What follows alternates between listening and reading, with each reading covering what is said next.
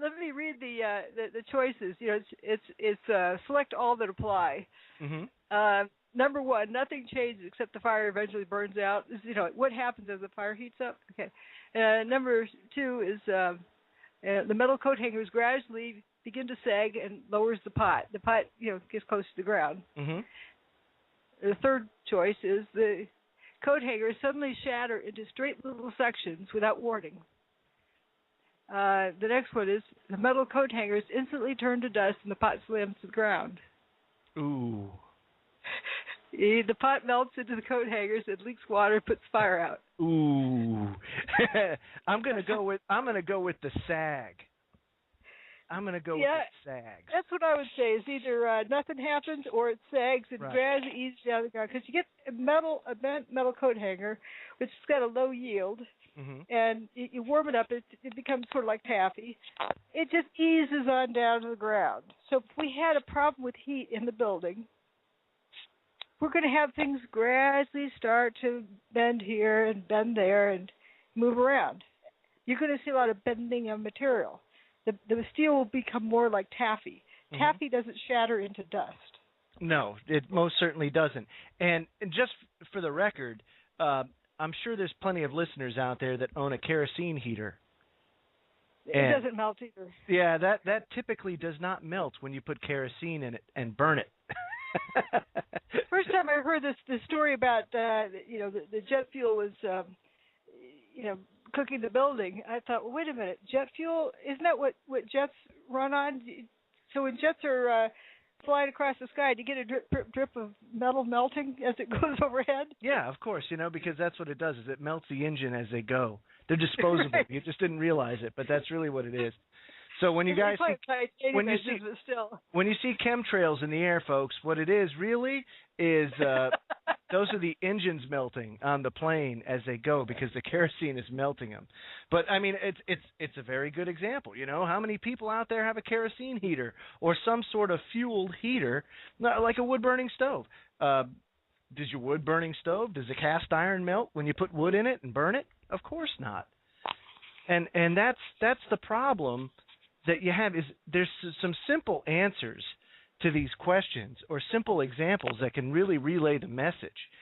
But a lot of people just don't take the time to understand these things. To my students' credit, when they start reading through the quiz and they get down to the turns to dust and the coat hangers turn to dust and the pot slams the ground, they all start giggling.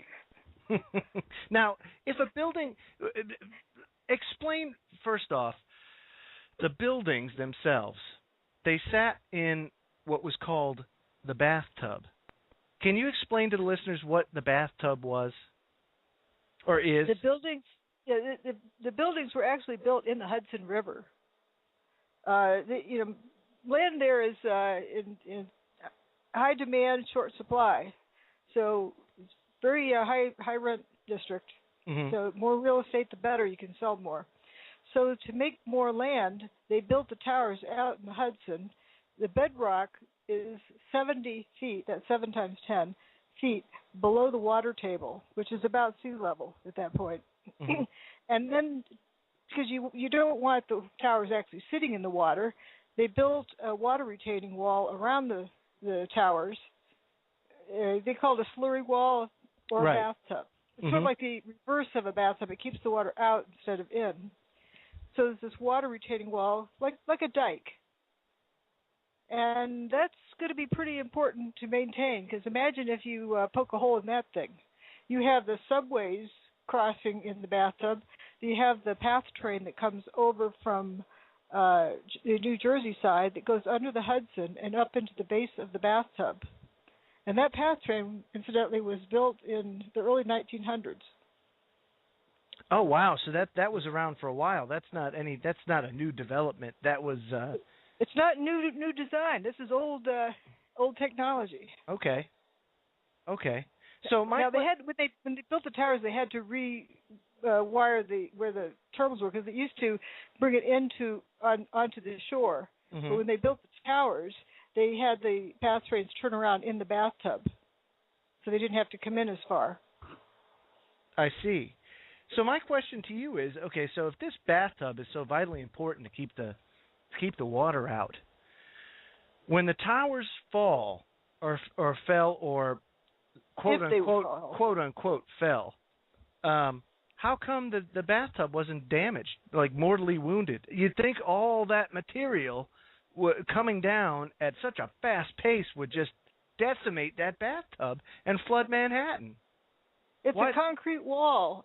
You think what happens when you swing a wrecking ball at a concrete wall. It's history. Exactly right. It's toast. The only way the bathtub would survive a building falling on it is if the building didn't fall on it.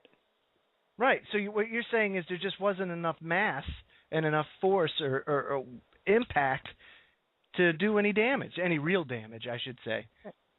Right. So the building didn't burn up and it didn't crash down. It turned to powder in midair. And dust doesn't make a thud when it lands. No, it does. At least not to our ears, it doesn't. Maybe to an ant it would, but not to us. Just kind of, it's like snow. It just kind of eases on down, and it doesn't, crash down and poke holes and crack the bathtub.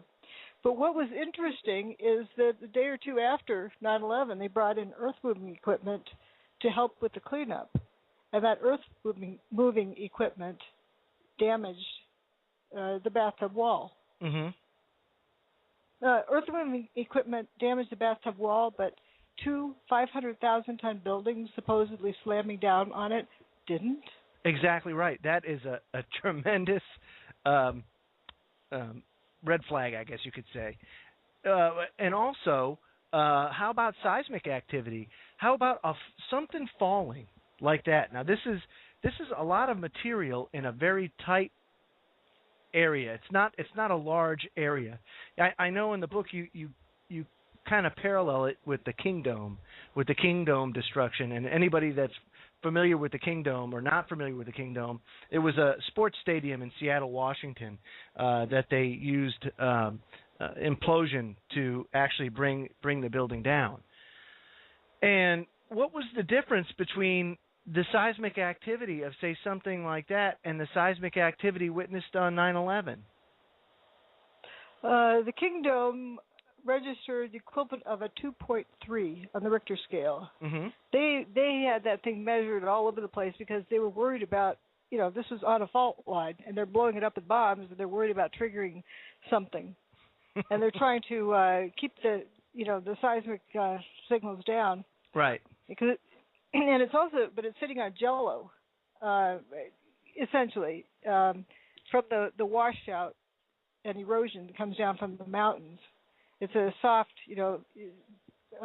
silty kind of, forgot what the term is for it, but it's not like bedrock. Right, okay. If something crashed down in bedrock, that would ring like a tuning fork to wherever you had recording stations. Well, right, because it doesn't absorb the shock as easily as, say, a sandy base or something like that, correct? Right. And the soft jello-like material that the King Dome sat on would really attenuate the signals that would go out to the signal recording stations. Mm-hmm. But yet the signal that rang out from Manhattan, one was a 2.1 and one was a 2.3 of the two towers. And Building 7, get this, was a 0.6, where at the particular stations where they could actually discern something different than background noise. Now, there are other stations where they couldn't pick it out of background noise. And Building 7 wasn't exactly a small building, was it?